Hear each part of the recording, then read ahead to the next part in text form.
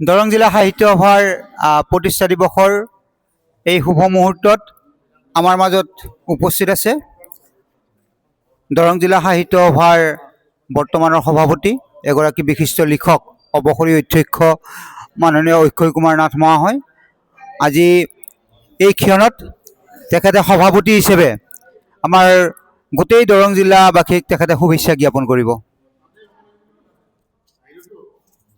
ধন্যবাদ। দৰং জিলা সাহিত্য সভাৰ সভাপতিৰ দায়িত্বটো বৰ গুৰুত্বপূৰ্ণ তথা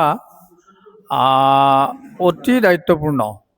ইয়াত মই দায়িত্ব লোৱাৰ পিছতেই যিখিনি কথা ভাবিছিলোঁ তাৰ ভিতৰত এটা মুখ্য কথা আছিল যে আমাৰ যিটো ভৱন পুৰণিকলীয়া অসম আৰ্হিৰ এটা ঘৰ, কাঠৰ বাটাম আৰু বেৰবিলাকত বটাৰ বেৰ ওপৰত লিপি দিয়া এনেকুৱা ঘৰ এটা, আৰু যিটো লাহে লাহে দেখিছিলোঁ যে মাজত কিছুমান ঠাইত ফুটা হৈছে আৰু কাঠৰ বাটামবিলাকো জহি খহি যাব ধৰিছে। গতিকে সম্পাদক তথা আমাৰ শুভাকাংক্ষী সভাৰ প্ৰাক্তন সভাপতিসকলৰ লগত আলোচনা কৰি এইটো আমি থিৰাং কৰিছিলোঁ যে ভৱনটো আমি নতুনকৈ বনাব লাগিব।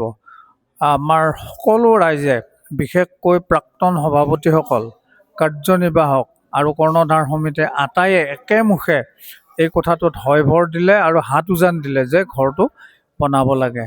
ইতিমধ্যে 2016 চনৰ পৰাই আমাৰ সমিতিসমূহে, জিলা কমিটিয়ে এইটো কামত এটা প্ৰচেষ্টা লৈ আহিছিল, কিন্তু কামটো হোৱা নাছিল এইকাৰণেই যে চৰকাৰৰ মুখাপেক্ষী হৈ আছিল। তেখেতসকলে চৰকাৰৰ ওচৰত পইচা বিচাৰিছিল কাৰণ এইটো ঘৰ বনাবলৈ যথেষ্ট টকা লাগে। কিন্তু আমি আৰু সেইটো বাদ দিলোঁ। আমি এখন ৰাজহুৱা সভা, এই সভাখন আমি কৰিছিলোঁ ঔটোলা সাহিত্য সভাৰ উদ্যোগত।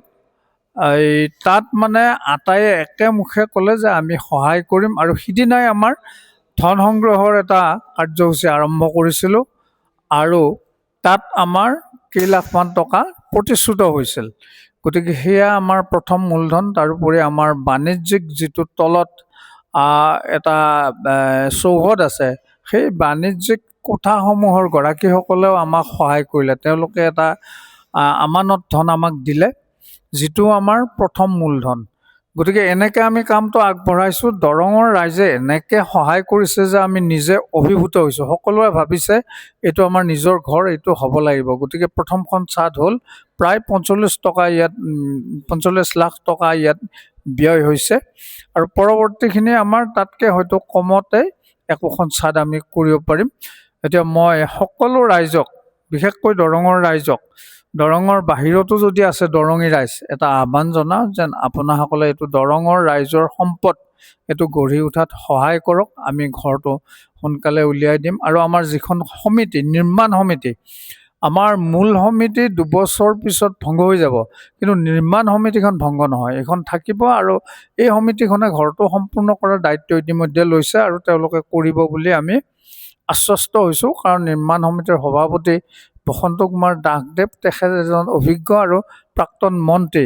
তাৰোপৰি সম্পাদক ৰাজীৱ ডেকা মহোদয়, তেখেতো যথেষ্ট অভিজ্ঞ আৰু দায়িত্বশীল ব্যক্তি। এইখিনি আমাৰ আশা আছে।